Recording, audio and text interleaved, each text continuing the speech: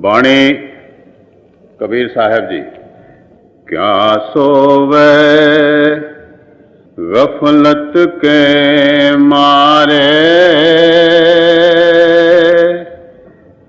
जाग जाग उठ जाग रे,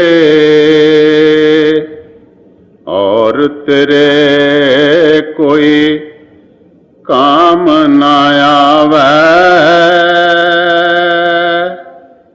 गुरु चरण उठ लाग रे, उत्तम चोला खराय मोला, लगत दाग पे दाग रे, दो दिन की गुजरान जगत में, जरत मोह की आग रे, तन सराय में जीव मुसाफिर, करता बहुत दमाग रे, रैन बसेरा कर ले डेरा, चलना सवेरा ताक रे, ये संसार विषय रस माते, देखो समझ विचार रे, मन भंवरा तज बिख के बन को, चलो बेगम के बाग रे।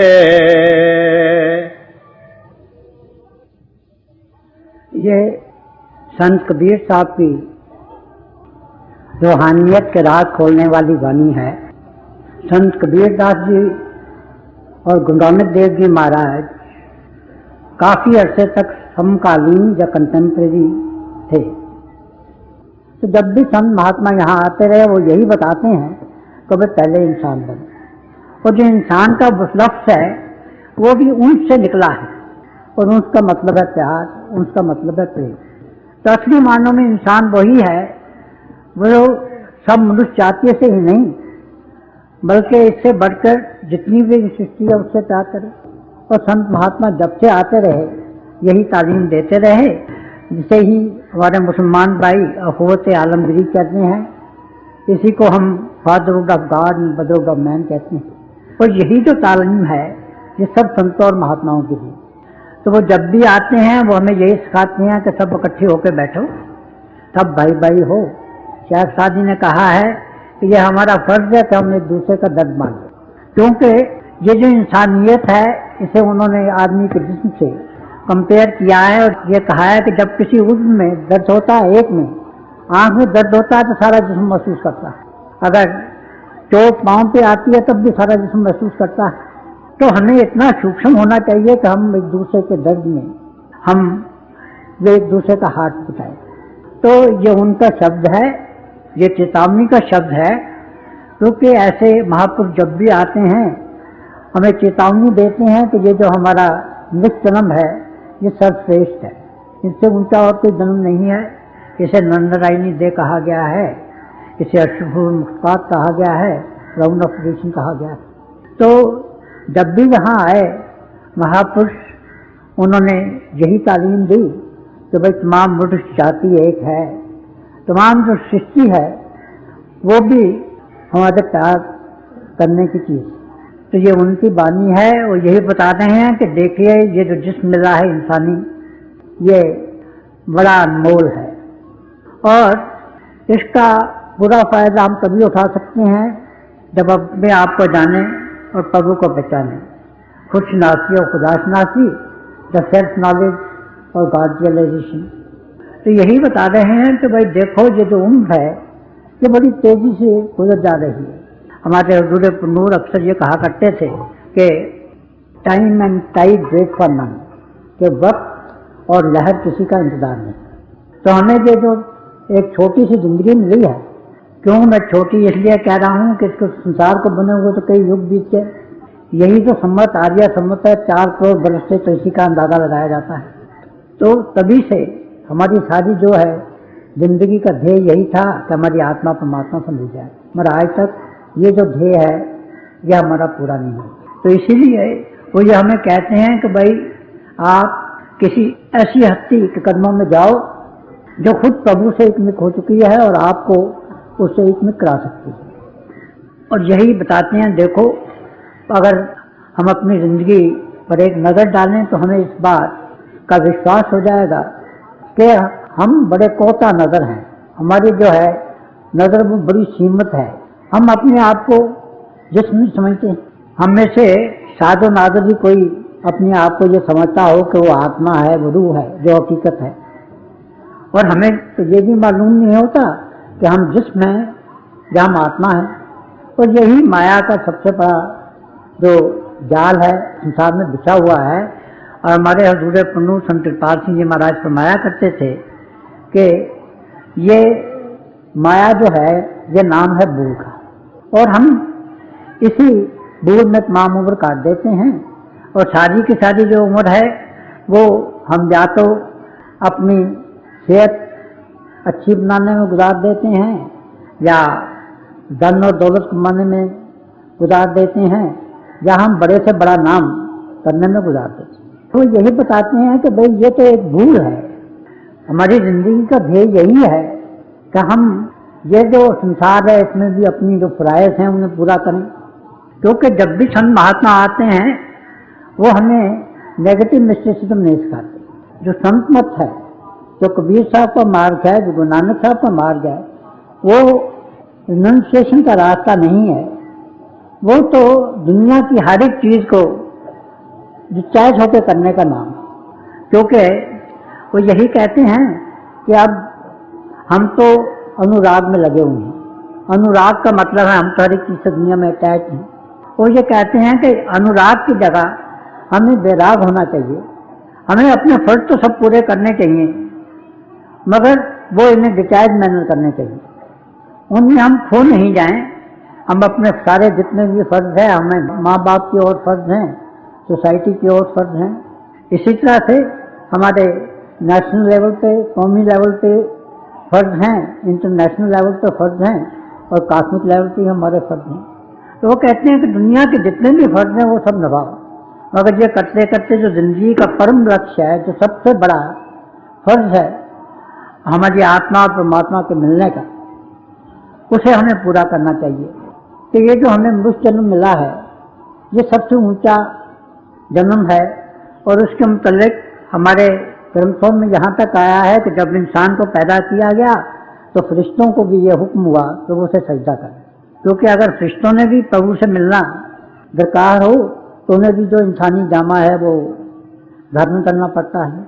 तो यही बता रहे हैं कि देखो भाई आप दुनिया के झंझटों में खो कर आए। हमारे मुर्शिद आजम हजूर बाबा सावन सिंह जी महाराज फरमाया करते थे कि एक थाल है उसमें शहद रखा है, दो कोई मक्खी उसके किनारे पे बैठ के शहद को खा लेती है, वो शहद का मजा भी ले लेती है, उड़ भी जाती है, और जो उसके बीच में फंस जाती है उसके जो पंख हैं वो शहद से चिपक जाते हैं, उसकी मृत्यु हो जाती है। तो यही कहते थे भाई दुनिया में रहो मगर जिससे हमें अटैचमेंट नहीं। तो यही बात अब कबीर साहब भी बता रहे हैं कि भाई देखो अपनी जिंदगी का जो सबसे बड़ा लक्ष्य आप उसे मत छोड़ो, उसे हमेशा याद रखो। क्योंकि हमने इस दुनिया का भी पूरा फर्ज अदा करना है और अगली दुनिया में भी जो हमारी आत्मा और परमात्मा को मिलने का रास्ता है उसे भी तय करना है। तो इसके लिए वो हमेशा यही कहते हैं कि भाई जिंदगी के जो क्षण है ये बड़े मुबारक हैं। हमारी जिंदगी चंद रोज़ा है और ये पता नहीं कि किस वक्त आदमी का अंत हो जाए।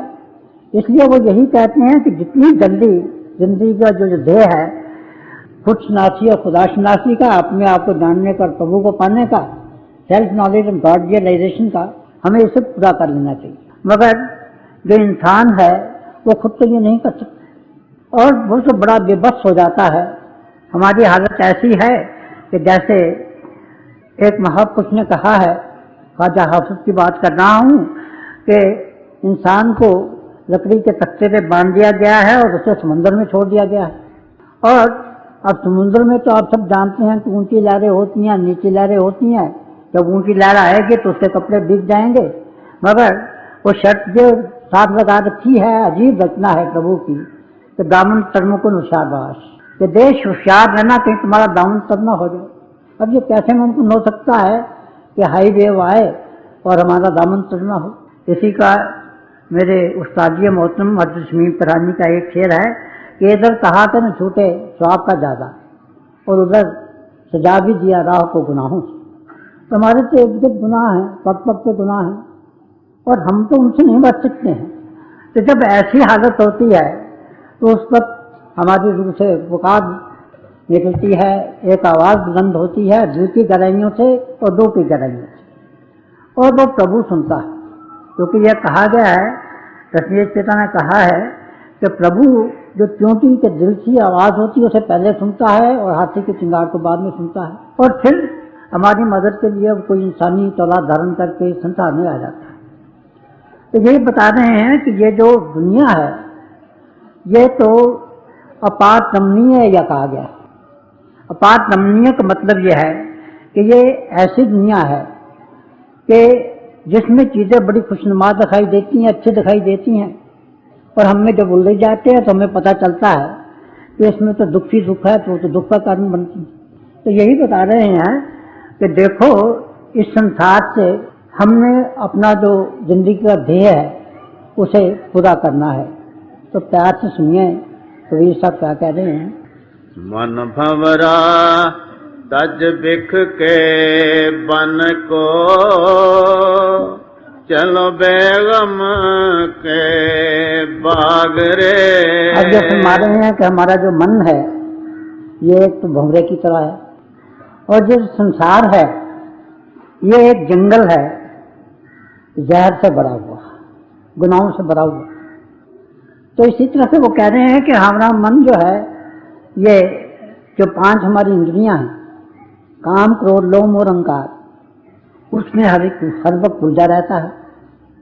कभी हम काम के वशीभूत हो गए, कभी क्रोध के वशीभूत हो गए, और लोभ तो हमें रहता ही है हर एक चीज लेने का, और फिर उसके बाद मोह है, और इनसे अगर कभी कोई बच भी जाए तो अहंकार से बचना बहुत मुश्किल है, ईगो से बचना। जो हमारे हुजूर पुन्नू से एक मिसाल देकर बड़े तौर पर वाज़िया क्या करते थे, वो कहा करते थे कि भाई देखो, अगर आप किसी पहाड़ की ऐसी जगह पे जाएं कि जहाँ से किसी दरिया का निकास हो, तो आप देखेंगे कि जब पानी बहता है पहाड़ों से तो पहले बड़ी तेज़ी से बहता है। वहाँ रास्ते में अगर कोई पत्थर आ जाए तो जब पानी उससे टकराता है तो आवाज़ भी पैदा होती है और झाग भी उठती है।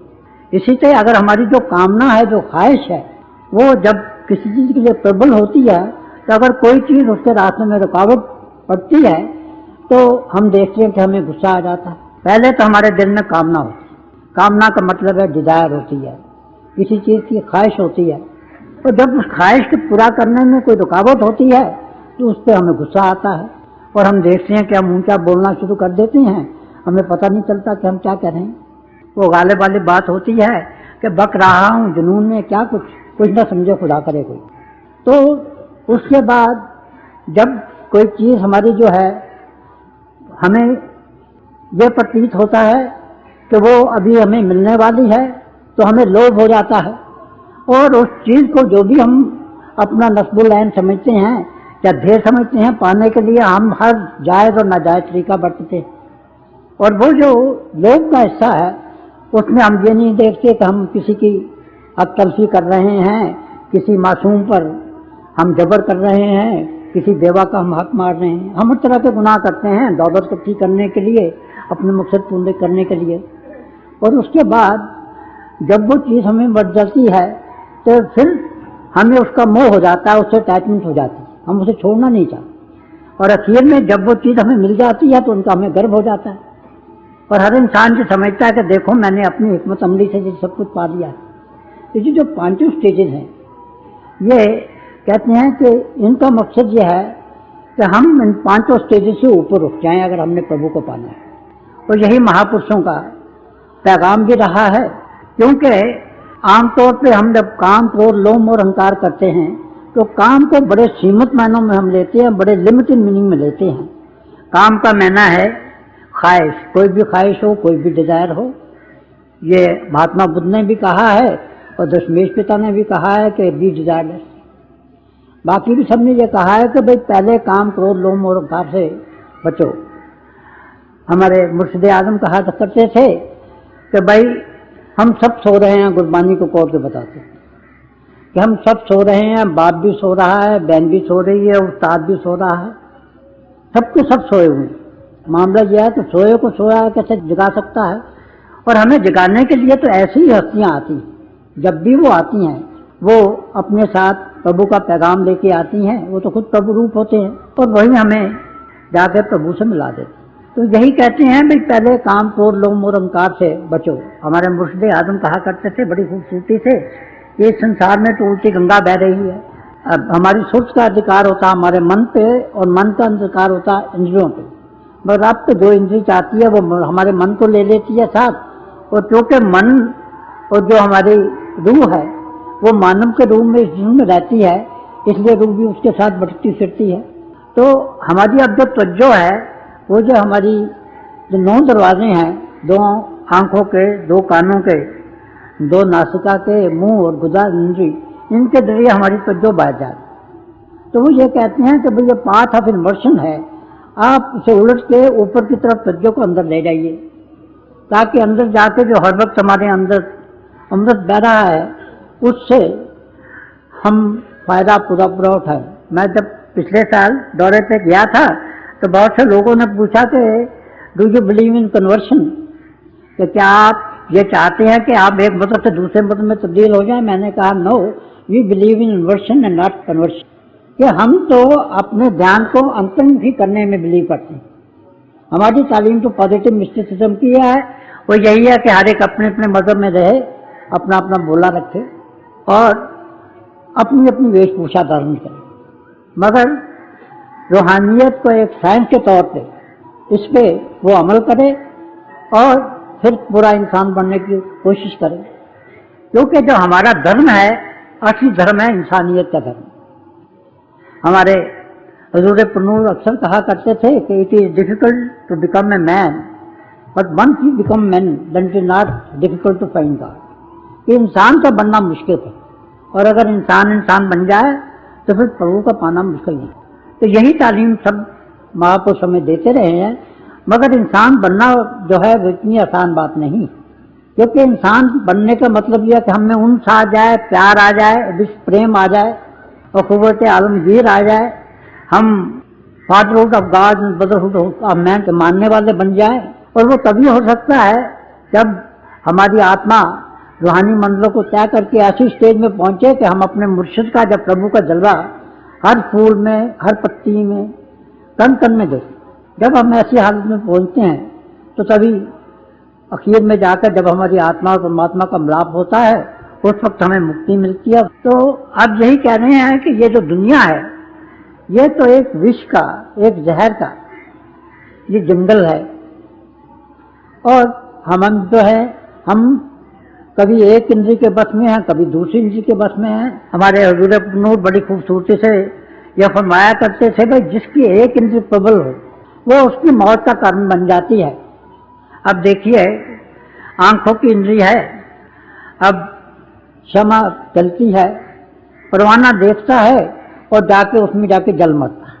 अब कानों की इंद्री है, आप हरन देखते हैं कितना उछलता है, कूदता है, जंगल में भागता है, दौड़ता है, आज़ाद होता है, मगर जो उसका शिकार करने वाले हैं वो एक डोल लेते हैं बड़ा, उसे बजाते हैं, वो आके अपने सिंह अपना सर टेक देता है और फिर उसकी जितनी भी उम्र है वो सारे की सारी वो या तो किसी चिड़ियाघर में गुजर जाती है या किसी बड़े आदमी के बंगले में जाके उसे रहना पड़ता है, आलीशान बंगलों में। और इसी तरह से सांप है। अब ये आजकल के डॉक्टरों ने साबित किया है कि सांप के डसे से इतने आदमी नहीं मरते हैं जितनी उसकी हैबिट से मर जाते हैं, उसके डर से उनका हाथ जो है वो फेल हो जाता है। इतना जहरीला सांप जिससे सब घबराते हैं, और जब सपेरा बीन बजाता है तो वो अपना सर आके पटक देता है और सारी उम्र उसकी पिटारी में गुजर जाती। इसी तरह से आप देख लिए कि हमारे सूंघने की इंद्री है, बौड़ा है, फूल में बैठता है, वो खुशबू का शौकीन है, और वहीं बैठा रहता है। सुबह को जो है फूल बंद हो जाता है, उसका दम फूट जाता है, मर जाता है। ज़बान की जहाँ तक इंद्री का तल्लुक है, मछली या पानी में कितनी आज़ादाना घूमती है, मगर जब शिकार करने वाले हैं तो जो कुंडी लगाते हैं उसके सिरे पर या तो मांस का टोकरा लगा देते हैं या आटा लगा देते हैं, कोई खाने की चीज़ रख देते हैं। वो आके लोग के वशीभूत होकर उसमें मुंह डालती है, उसके हल्क में कांटा फंस जाता है। जो शिकार करने वाला है उसे फेंक के पानी से बाहर ले जाता है और वहाँ तड़प तड़प के मर जाता है। इसी तरह से हमारी स्पर्श की जो इंद्री है उसकी हालत देख लीजिए आप, हाथी के रूप में। हाथी अब सबसे मजबूत जानवर है, मगर जब इसका शिकार करने के लिए जाते हैं लोग तो वो एक बहुत बड़ा गड़ा खोदते हैं, और गड़ा खोद के काफ़ी गहराई में गड़ा खोदते हैं और उसमें मिट्टी डाल देते हैं, उस पर पेड़ों की टहनियाँ डाल देते हैं, और इस तरह से दूर से लगता है कैमोफ्लेज कर देते हैं कि पता नहीं चलता हाथी को, और उसके हथनी का एक बुत खड़ा कर देते हैं। अब हाथी अपने वेग में आता है और आके गड़े में गिर जाता है। वहाँ कई दिन के लिए वहाँ रखा जाता है, और उसके बाद नतीजा ये होता है कि जब वो निकाल हो जाता है तो अपने आप को महावत के हवाले कर देता है, और सारी उम्र उसके सर पर अंकुश रहता है उसे। तो महाराज ये फरमाया करते थे कि जिसकी एक इंद्री प्रबल है उसकी ये दशा होती है, तो इंसान बेचारे का क्या हाल है कि जिसकी पांचों इंद्रियां प्रबल है। तो अगर इनसे कोई हमें छुड़ा सकता है तो वो वक्त का जो महात्मा है वही छुड़ा सकता है, और उसी की उम्मीद बता रहे हैं। यहाँ भी यही कह रहे हैं कि ये जंगल जो है ये विश्व का जंगल है, और ये हमें तो बड़ा अच्छा लगता है क्योंकि हम तो ये चाहते हैं अगर हमें दौलत मिल जाए, अगर हमें कुर्सी मिल जाए, अच्छी सेहत मिल जाए, हमारे बच्चे अच्छी तरह से पल जाएं, बहुत बड़ी हमें शोहरत मिल जाए, तो हम समझते हैं हमने सब कुछ पा लिया है। मगर ये तो एक भूल है, क्योंकि ये पता नहीं कि हमारी ज़िंदगी का कब अंत हो जाए। तो इसलिए बताते हैं कि आप ये जो गुनाहों का रास्ता है इसे छोड़िए, और जो ज़िंदगी का आपका जो असली ध्येय है अपने आप को जानने का और प्रभु को पाने का, उसकी तरफ तवज्जो करें। मन भंवरा तज बिख के बन को, चलो बेगम के बाग रे। तो ये कहते हैं कि ये तो है अपार गमनी है ये संसार, ज़ाहिर तो बड़ा खूबसूरत दिखाई देता, मगर इसमें एक जहर छुपा हुआ है।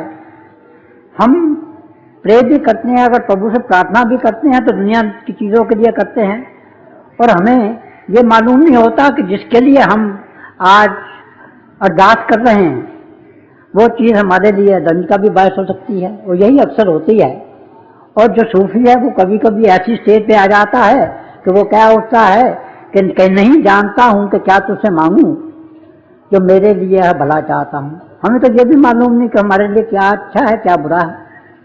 तो यही बता रहे हैं कि भैया जो वाकई का जिंदगी का देह है उसे हम पूरा करें, और ये परमात्मा से प्रार्थना करते हैं कि हमें किसी ऐसे वली अल्लाह की, ऐसे किसी गुरु साहिब की, हमें उनके चरणों में जगह मिल जाए, ताकि हमारी जो जिंदगी का पर्पस है वो हमारा पूरा हो जाए। मन भंवरा तज बिख के बन को, चलो बेगम के बाग रे। अब ये बता रहे हैं कि हमारी जो मंजिल है वो तो बेगम के बाग से कह रहे हैं। बेगम का मतलब है कि यहाँ कोई गम नहीं, दुख नहीं है, दर्द नहीं, मगर हमारी दुनिया तो दुख से भरी है, दर्द से भरी है। और इस दर्द का जो इलाज है कोई वक्त का वली इलाज कर सकता, क्योंकि ये जो 84 लाख जियाजून है, सबसे बड़ा दुख तो यही है। अब कई युग बीत के हम प्रभु से जुदा हुए, और जब से जो संसार बना है हम प्रभु में जाकर वापस लीन नहीं हो सके। तो ये जो हमारी इतनी छोटी सी जिंदगी है, उसमें हमारी यही कोशिश होनी चाहिए कि हम अपनी लिस्ट ऑफ प्रायोरिटी जो है उसमें से प्रभु को सबसे ऊपर रखें, जैसा कि हमारे हुजूर पुरनूर संत कृपाल सिंह जी महाराज ने किया था। उनके जीवन का एक बहुत बड़ा मोड़ था जब उन्होंने अपनी मैट्रिकुलेशन पास की, और उस वक्त उन्होंने कई दिन तक मुतवातर दिनों रात सोचा कि उनकी जिंदगी का क्या ध्येय होना चाहिए, और उसके सब प्राद और कान जितने थे वे करके आखिर में इस नतीजे पर पहुंचे कि God first and world after. पहले मुझे प्रभु को पाना है और दुनिया की जितनी भी चीजें हैं उनका नंबर बाद में आता, और उसके बाद वो इसी रास्ते पर गामबंद है। और नतीजा ये है कि खुद तो उन्होंने फैजाब होना था, लाखों आदमियों के दिलों में वो उजाला कर गए, लाखों रूहों को प्रभु से मिला। और यही बात संत महात्मा ये कहते हैं कि भाई जिंदगी का ध्येय ये है कि हम हमारा जो निजगर है, जिसे हम सचखंड कहते हैं, जब उसके भी बाद की मंजिल, जिसे कोई अनामी कहता है, कोई और नामों से पुकारते हैं, वहां पहुंच जाए जहाँ हमारी आत्मा और परमात्मा का मिलाप हो जाता है। वहां कोई गम नहीं होता, कोई दुख नहीं होता, कोई दर्द नहीं होता, और वहां जाके हमारी आत्मा और परमात्मा का मिलाप हो जाता है। यही बात गुरबानी में भी आई है कि वो ऐसा देश है कि यहाँ कोई दुख नहीं है, या खुशी खुशी है, ससारी ससारी है, मस्ती मस्ती है। तो हमें उस स्टेज पर पहुंचने के लिए पूरी पूरी कोशिश करनी चाहिए, और उसी के लिए हम किसी वली अल्लाह के कदमों में जाते हैं।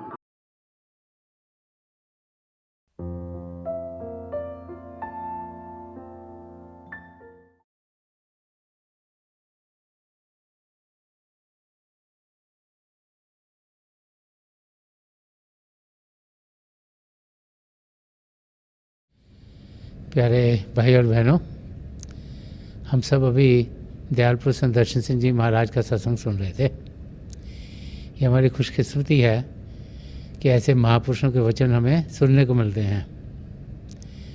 बार बार संत दर्शन सिंह जी महाराज में यही याद कराया करते थे कि प्रभु प्रेम से भरपूर हैं, और प्रभु को पाने का रास्ता भी प्रेम का रास्ता है।